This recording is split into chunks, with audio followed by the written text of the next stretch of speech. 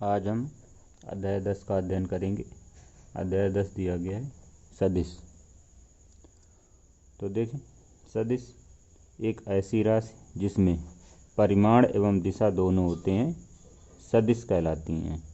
इसे एक दिष्ट रेखाखंड से निरूपित करते हैं, जिसे वेक्टर ए या वेक्टर ओपी से लिखते हैं।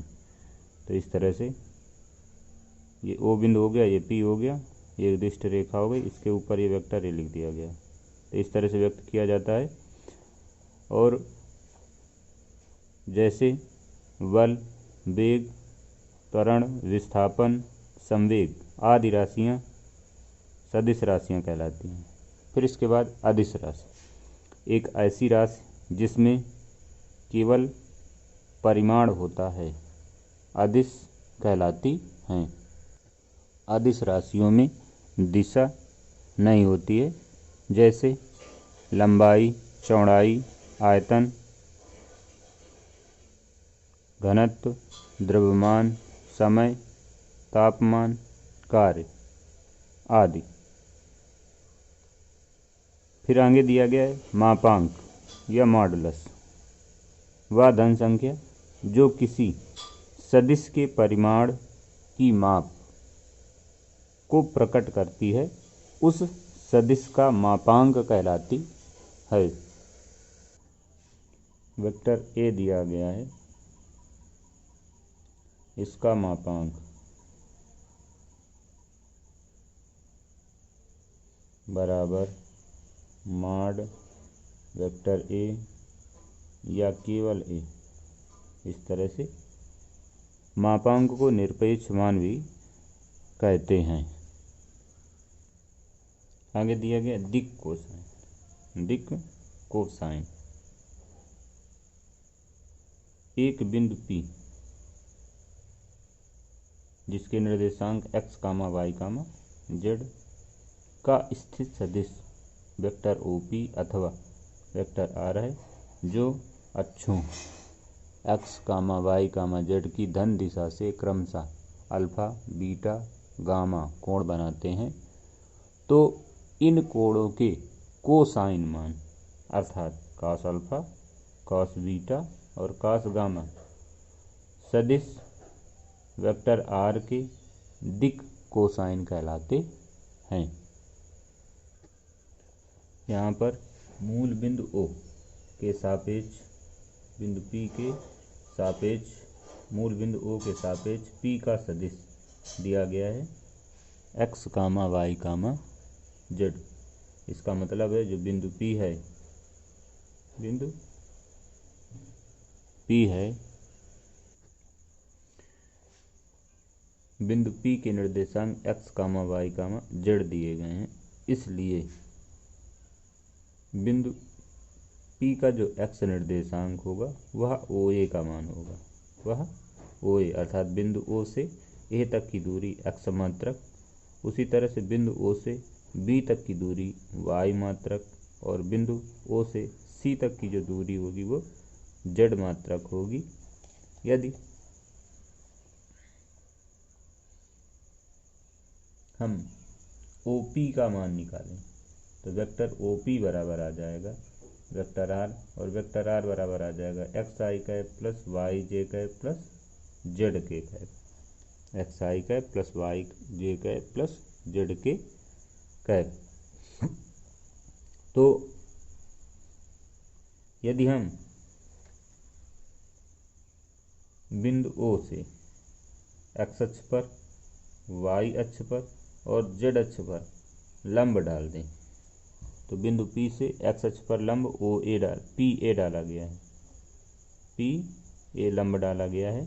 और इस चित्र को यदि हम अलग यहाँ पे बना लें तो ये हो गया O, ये हो गया x अक्ष और ये बिंदु हो गया A और ये हो गया P। P से OX पर लंब डाला गया तो ये कोण हो गया 90 अंश, और OP रेखा x अक्ष से अल्फा कोण बनाती है, x अक्ष से अल्फा कोण बनाती है।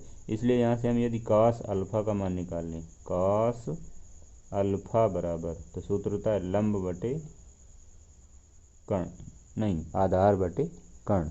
cos अल्फा बराबर आधार बटे कर्ण, अर्थात OA अपान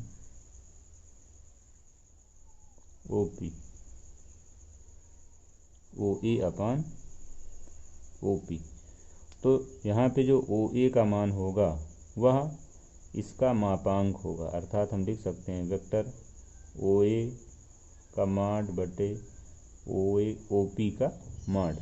तो OA का मान बिंदु O से A तक की दूरी, तो बिंदु O से A तक की दूरी दी गई थी x, और OP का मापांक अगर निकालें तो हो जाएगा वेक्टर R का माड, अर्थात आ जाएगा x बटे वेक्टर R का माड।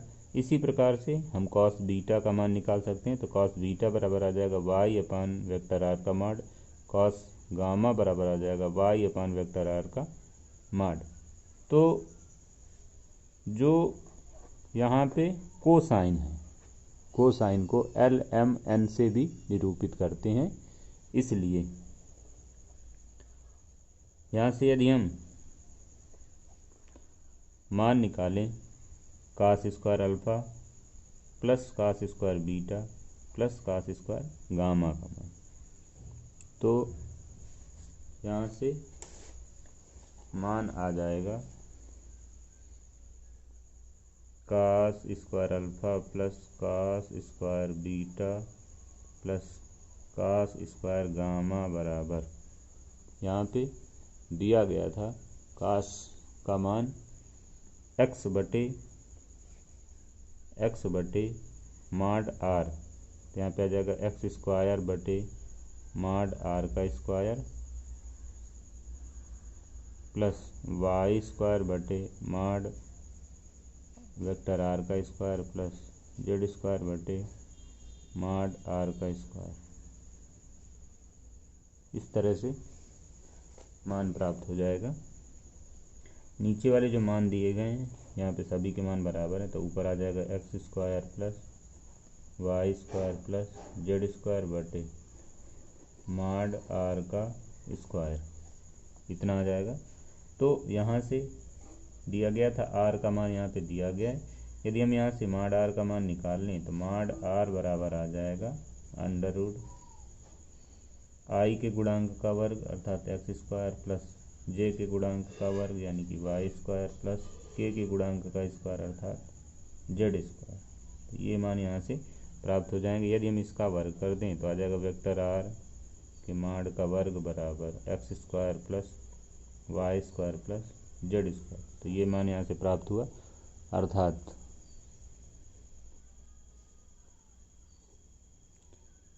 ये मान यदि हम यहाँ पे रख दें तो यहाँ से प्राप्त हो जाएगा माड R का स्क्वायर बटे माड R का स्क्वायर, अर्थात यहाँ से आ जाएगा 1, यानी कि cos square alpha plus cos square beta plus cos square gamma बराबर यहाँ पे आ जाएगा 1। तो यही यहाँ पे दिया गया था कि cos square alpha plus cos square beta plus cos square gamma बराबर 1। यदि हम cos alpha cos beta cos gamma की मान रख दें तो यहाँ से आ जाएगा L square plus M square plus N square बराबर 1।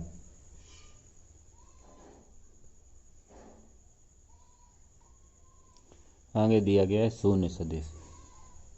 जिस सदिश का मापांक शून्य होता है उसे शून्य सदिश कहते हैं, जिसके प्रारंभिक व अंतिम बिंदु संपाती होते हैं। संपाती का मतलब एक ही, अर्थात प्रारंभिक बिंदु और अंतिम बिंदु एक ही होते हैं। आगे दिया गया मात्रक सदिश, तो वह सदिश जिसका परिमाण 1 अर्थात 1 इकाई होता है मात्रक सदिश कहलाता है। किसी दिए गए सदिश वेक्टर A की दिशा में मात्रक सदिश को A कैप से निरूपित करते हैं, और A कैप बराबर होता है वेक्टर A बटे माड वेक्टर A। फिर इसके बाद दिया गया सह आदिम सदिश, तो वे सदिश जिनका प्रारंभिक बिंदु एक ही हो सह आदिम सदिश कहलाते हैं, अर्थात एक ही बिंदु से प्रारंभ हो सह आदिम सदिश कहलाते हैं। फिर इसके बाद दिया गया संरेख सदिश, वे सदिश जो एक ही रेखा के समांतर हैं, वे सदिश जो एक ही रेखा के समांतर हैं तो वे संरेख सदिश कहलाते हैं। आगे दिया गया समान सदिश, वे सदिश जो परिमाण व दिशा में समान हो समान सदिश कहलाते हैं। आगे दिया गया है ऋणात्मक सदिश। एक सदिश जिसका परिमाण दिए हुए सदिश के समान परंतु दिशा विपरीत हो ऋणात्मक सदिश कहलाता है। जैसे वेक्टर ए दिया गया, वेक्टर ए का ऋणात्मक सदिश होगा माइनस वेक्टर ए। आगे नोट, दो सदिश संरेख होंगे यदि b बराबर लेमडा ए हो। यदि वेक्टर b बराबर लेमडा इंटू वेक्टर ए हो, जहाँ सदिश वेक्टर ए व वेक्टर b हैं, और अगर इस तरह से दिया गया है कि वेक्टर b बराबर और वेक्टर ए बराबर वेक्टर b बराबर वेक्टर b बराबर b1i cap plus b2j cap plus b3k cap, vector A बराबर a1i cap plus a2j cap plus a3k cap. तो यहाँ से हम लिख सकते हैं ये दोनों मान जो है हम यहाँ पे रख दें तो आ जाएगा b1 i cap plus b2j cap plus b3k cap बराबर lambda a1i cap plus a2j cap plus a3k cap. यहाँ से हम यहाँ पे लेमडा का अंदर गुणा करा दें, फिर आई के गुणांक की तुलना और जे के गुणांक की तुलना और के गुणांक की तुलना करके लेमडा का मान प्राप्त करें तो यहाँ से प्राप्त हो जाएगा b1 बटे a1 लेमडा का मान। फिर जब जे के गुणांक की तुलना करेंगे तो b2 बटे a2 प्राप्त हो जाएगा। फिर जब के गुणांक की तुलना करेंगे तो b3 बटे a3 प्राप्त हो जाएगा। और सबको अगर बराबर कर दें तो प्राप्त हो जाएगा b1 बटे a1 बराबर b2 बटे a2 बराबर b3 बटे a3 बराबर लेमडा। अर्थात यदि दो सदिश समांतर या संरेख हैं तो उनके आई के गुणांक का अनुपात बराबर जे के गुणांक का अनुपात बराबर के गुणांक के अनुपात के बराबर होगा। पहला एग्जाम्पल दिया गया है, दक्षिण से 30 अंश पश्चिम में 40 किलोमीटर के विस्थापन का आलेखीय निरूपण कीजिए। तो मान लिया कि माना 10 किलोमीटर बराबर 1 सेंटीमीटर, इसलिए 40 किलोमीटर बराबर 4 सेंटीमीटर, अर्थात हमें 4 सेंटीमीटर का विस्थापन करना है। तो देखें चित्र इस तरह से बन जाएगा। इस तरह से चतुर्थांश बना लेंगे, ईस्ट वेस्ट नॉर्थ साउथ, यानी कि पूरब पश्चिम उत्तर और दक्षिण। यहाँ पे दिया गया था दक्षिण से पश्चिम 30 अंश, तो दक्षिण से पश्चिम अर्थात ये कोण जो है वो कितना होना चाहिए 30 अंश। तो 30 अंश का कोण बनाती हुई ये एक हमने ओपी रेखा खींची, एक रेखा खींची, और फिर इसको जो है इसको हमने 4 सेंटीमीटर लंबाई, पहला भाग ये हो गया 1 सेंटीमीटर, फिर ये 2 सेंटीमीटर और ये 3 सेंटीमीटर और पी तक ये 4 सेंटीमीटर की एक रेखा खींची और यहाँ पे बिंदु पी डाल दिया। तो इस प्रकार से ओपी आलेख को निरूपित करेगा, ओपी आलेख को निरूपित करेगा। फिर इसके बाद उदाहरण नंबर 2 दिया गया है, निम्नलिखित मापों को अदिश एवं सदिश रूप में श्रेणीबद्ध कीजिए, अर्थात अदिश और सदिश को छांटना है। पहला नंबर दिया गया था 5 सेकंड, 5 सेकंड समय है और इस पर दिशा नहीं है इसलिए अदिश राशि है। इसके बाद दिया गया 1000 सेंटीमीटर क्यूब, ये आयतन दिया गया है और इस पर भी दिशा नहीं है इसलिए अदिश राशि दी गई है। अब इसके बाद दिया गया 10 न्यूटन, तो 10 न्यूटन का बल है, इसमें दिशा होगी, बल किसी न किसी दिशा में अवश्य लगाया जाता है इसलिए यह एक सदिश राशि है। फिर इसके बाद दिया गया 30 किलोमीटर प्रति घंटा, ये गति है इसलिए गति की दिशा नहीं होती है, वेग की दिशा होती है, इसलिए जो गति है यानी कि चाल है वह अदिश राशि है। फिर इसके बाद आगे दिया गया 10 ग्राम प्रति सेंटीमीटर क्यूब, ये घनत्व दिया गया है, ये अदिश राशि है। फिर इसके बाद दिया गया 20 मीटर प्रति सेकंड उत्तर की ओर, तो यहाँ पे उत्तर की ओर दिशा दी गई है इसलिए यह वेग है और वेग सदिश राशि है। एग्जाम्पल नंबर 3 दिया गया, आकृति में कौन से सदिश नंबर 1 संरेख है, नंबर 2 समान है, नंबर 3 सह आदिम है। तो पहला नंबर दिया गया संरेख, तो संरेख के लिए देखें यहाँ पे संरेख का मतलब वो सदिश जो एक दूसरे के समांतर हों।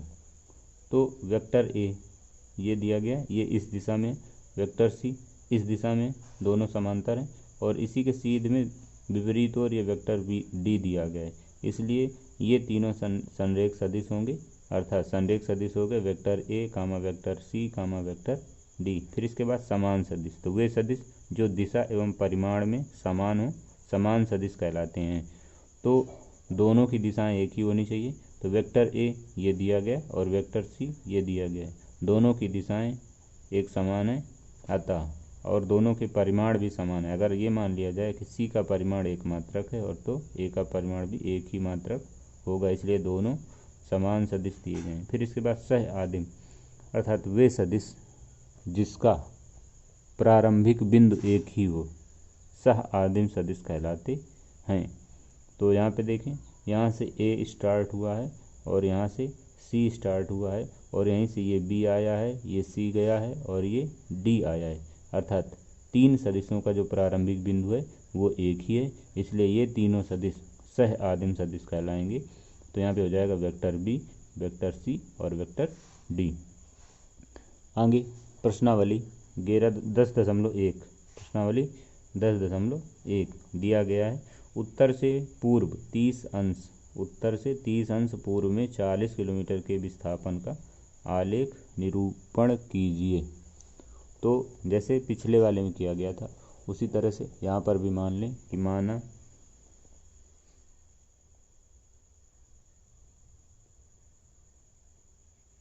10 किलोमीटर बराबर 1 सेंटीमीटर, इसलिए 40 किलोमीटर बराबर 4 सेंटीमीटर। तो ये ईस्ट हो गया, ये वेस्ट हो गया, ये नॉर्थ हो गया, ये साउथ हो गया, यानी कि पूरब, पश्चिम, उत्तर और दक्षिण। यहाँ पे दिया गया था उत्तर से पूर्व, तो ये उत्तर दिया गया, पूर्व इस तरफ है अर्थात इस तरफ को ये 30 अंश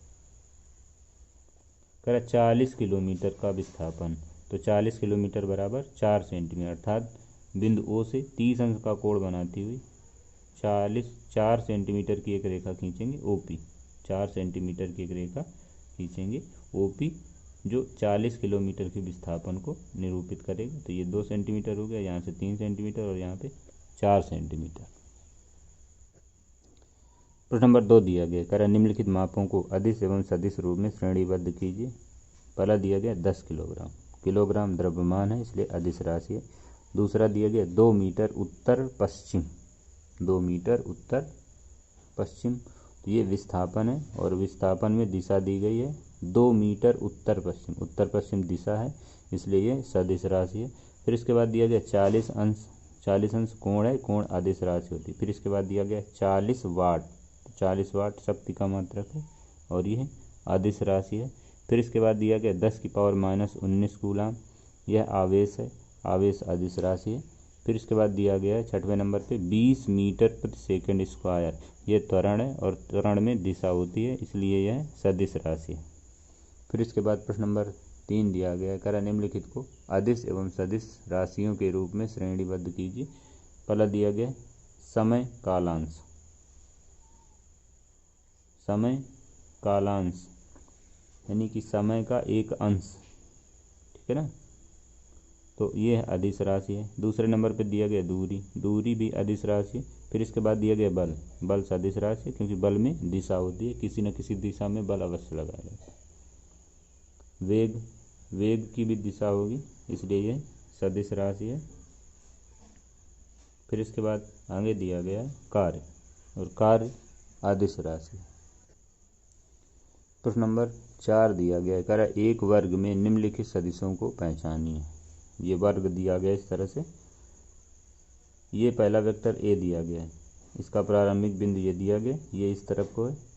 फिर इसके बाद दूसरा वेक्टर ये बी दिया गया है, इसका प्रारंभिक बिंदु ये है, ये नीचे की ओर आया हुआ है। फिर इसके बाद वेक्टर सी दिया गया, इसका प्रारंभिक बिंदु ये है, ये इस तरफ को आया हुआ है। फिर वेक्टर डी दिया गया, डी का प्रारंभिक बिंदु और ए का प्रारंभिक बिंदु एक ही और ये नीचे की ओर आया है। तो यहाँ पे सबसे पहले छांटना है सह आदिम, तो सह आदिम वे सदिश जिनका प्रारंभिक बिंदु एक ही हो, अर्थात ऐसे दो सदिशों को इसमें ढूंढना है जिनका प्रारंभिक बिंदु एक ही हो। तो यहाँ पे केवल एक प्रारंभिक बिंदु है, यहाँ एक प्रारंभिक बिंदु है, यहाँ पे कोई प्रारंभिक नहीं बिंदु है और यहाँ पे 2 प्रारंभिक बिंदु दिए गए, वेक्टर ए का है और वेक्टर डी का, अर्थात वेक्टर ए और वेक्टर डी सह आदिम सदिश होंगे। आगे दिया गया समान सदिश। तो समान सदिश वे सदिश जो परिमाण एवं दिशा में समान होते हैं।